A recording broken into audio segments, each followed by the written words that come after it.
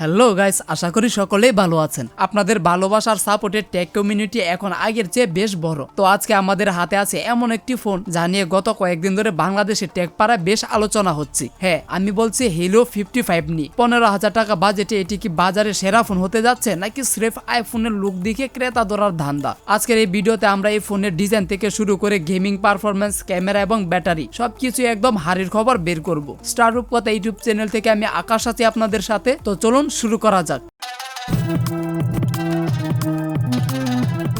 Unboxing এর ক্ষেত্রে ভেতরের ফোনটি ছাড়াও আপনারা পাচ্ছেন একটি 18 ওয়াটের চার্জার, টাইপ সি কেবল এবং একটি প্রোটেক্টিভ কেস। আর অবাক করার মতো বিষয় হলো এই বাজেটে হেলিও এখানে বক্সে ওয়ার্ড ইয়ারফোন দিচ্ছে, যা আজকাল অনেক ব্র্যান্ডই দেয় না। ফোনটি হাতে নেওয়ার পর প্রথম ইমপ্রেশন হলো ওয়াও, এটি দেখতে একদম আইফোন 70 প্রো ম্যাক্স এর মতো। বিশেষ করে পেছনের ক্যামেরা মডিউলটি দেখলে যে কেউ ধোঁকা খেয়ে যেতে পারে। আর ডিজাইন নিয়ে বলতে গেলে যারা আইফোনের লুক পছন্দ করেন এটি তাদের জন্য একটা ট্রিট। ফোনটির থিকনেস 8.55 মিলিমিটার এবং ওজন প্রায় 206 গ্রামের মতো।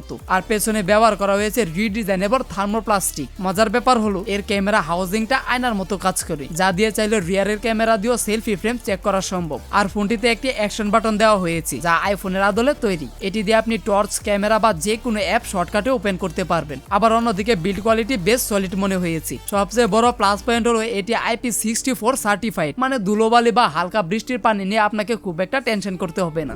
এবার আসি ডিসপ্লেতে। এই বাজেটে আমরা সাধারণত HD+ দেখি, কিন্তু হেলিও এখানে কিন্তু কোনো কম্প্রোমাইজ করেনি। এতে দিয়েছে ফুল HD+ রেজুলেশনে 6.78 ইঞ্চির একটি বিশাল পাঁচল ডিসপ্লে। সাথে আসে 120 হার্জের রিফ্রেশ রেট। আমি যখন সোশ্যাল মিডিয়া স্ক্রল করছিলাম বা ইউটিউব দেখছিলাম তখন এক্সপেরিয়েন্সটা ছিল বেশ স্মুথ। আর 650 নিটস পিক ব্রাইটনেস থাকার কারণে ইনডোরে সমস্যা হয় না, তবে কড়া রোদে কিছুটা স্ট্রাগল করতে হতে পারে। কিন্তু এর কালার রিপ্রোডাকশন এর দাম অনুযায়ী বেশ ন্যাচারাল। যেহেতু মাল্টিমিডিয়ার কথা বলে ফেললাম, তাহলে এটাও বলে রাখি যে এতে স্টেরিও স্পিকার পাচ্ছি, যেটার কোয়ালিটি একদম ডিসেন্ট লেভেলের। আচ্ছা, ভেতরে দেওয়া হয়েছে মিডিয়াটেক Helio G92 SSC। এটি 2024 সালের শেষ দিকে আসা একটি চিপসেট, যার আন্তত স্কোর পেয়েছে 3,65,000-এর উপরে। আর গিগ বেঞ্চে সিঙ্গেল স্কোরে 424 এবং মাল্টি স্কোরে 1355 পেয়েছি। আমাদের এই ইউনিটে আছে 8GB ফিজিক্যাল র্যাম এবং 128GB স্টোরেজ, যাতে ফেসবুক, হোয়াটসঅ্যাপ বা মাল্টিটাস্কিংয়ে বড় কোনো ল্যাগ নেই। আবার অ্যান্ড্রয়েড 15 থাকার কারণে ইন্টারফেসটাও বেশ ক্লিন। কিন্তু যারা হার্ডকোর গেমিং করতে চান তাদের জন্য এই ফোনটা না। তবে ফ্রি ফায়ার বা পাবজি আপনি স্মুথ গ্রাফিক্সে খেলতে পারবেন। যদি আধা ঘন্টা খেলার পর ফোনটি সামান্য গরম হয়, কিন্তু ওভারহিটিং ইস্যু তেমন একটা চোখে পড়েনি। তবে আবার র্যামের টাইপ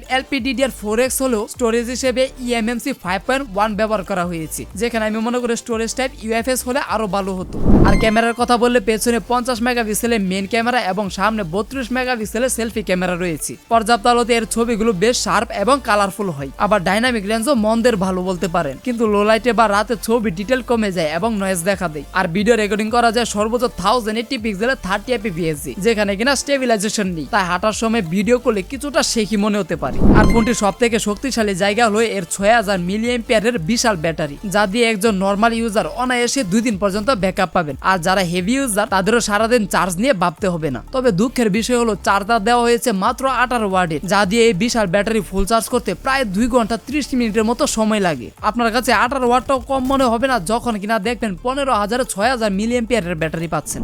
এখন কথা হচ্ছে এই ফোনটি 15,000-এ কেমন হতে পারে, তা জানতে হলে ভালো মন্দ দিকগুলো একসাথে দেখতে হবে। তাই ভালো দিকের কথা বলতে গেলে পাচ্ছি প্রিমিয়াম আইফোন লাইক ডিজাইন এবং অ্যাকশন বাটন, 120 হার্জের ফুল HD+ ডিসপ্লে, বিশাল 6000 মিলিঅ্যাম্পিয়ারের battery, latest Android 15 operating system আর IP64 ও ডাস্ট রেসিস্ট্যান্ট। আবার অন্যদিকে মন্দ দিকের কথা বলতে গেলে 18 ওয়াটের চার্জিং অনেকটা স্লো, আবার eMMC স্টোরেজ, আবার ক্যামেরার নাইট পারফরমেন্স বেশ গড়পড়তা। আর শেষে সফটওয়্যার আপডেটে অনিশ্চয়তা, বলতে গেলে মেজর আপডেট বা সিকিউরিটি আপডেটের কোনো আশাই রাখতে পারেন না। সবশেষে আমি বলবো Helio 55 কোনো অলরাউন্ডার ফোন না হলেও এটি একটি ব্যালেন্সড লুক আর ডিসপ্লেতে এটি বাজি মেরে দিয়েছি। 15,000 টাকায় অফিসিয়াল ওয়ারেন্টি সহ এমন প্যাকেজ বর্তমান বাজারে বেশ রেয়ার। আচ্ছা, এখন যদি আপনার প্রশ্ন হয় এই বাজেটে আরো কোনো ভালো অপশন আছে কিনা, তাহলে আমি বলবো হ্যাঁ। আপনি যদি গেমিং এ ফোকাস করেন তবে এ দামি Infinix Hot 40 বা Realme C25 এর মতো ফোনগুলো দেখতে পারেন। কিন্তু আপনি যদি মনে করেন না, প্রিমিয়াম লুক, বিশাল ব্যাটারি এবং চমৎকার ডিসপ্লে চাই, তাহলে Helio 55 হতে পারে এ বাজেটে আপনার একটি সলিড অপশন। বিশেষ করে যারা সেকেন্ডারি ফোন হিসেবে বা বাবা মায়ের জন্য রিলায়েবল অফিসিয়াল ফোন খুঁজছেন তারা এটি নিতে পারেন। তো আপনার কি মনে হয় এই লুকের জন্য আপনি কি ফোনটি কিনবেন? কমেন্টে অবশ্যই জানান। আর ভিডিওটি যদি ভালো লাগে তাহলে অবশ্যই একটি লাইক দিন আর বন্ধুদের সাথে শেয়ার করুন। আর যদি আপনি এই চ্যানেলে নতুন হয়ে থাকেন তাহলে অবশ্যই সাবস্ক্রাইব করে পাশে থাকা বেল আইকনটি বাজিয়ে দিবেন। তো দেখা হচ্ছে পরের কোনো এক নতুন ভিডিওতে নতুন কোনো স্মার্টফোন বা গ্যাজেট নিয়ে। ততক্ষণ পর্যন্ত ভালো থাকবেন, সুস্থ থাকবেন। আর এতক্ষণ পর্যন্ত আমার সাথে থাকার জন্য আপনাকে জানাই অসংখ্য ধন্যবাদ।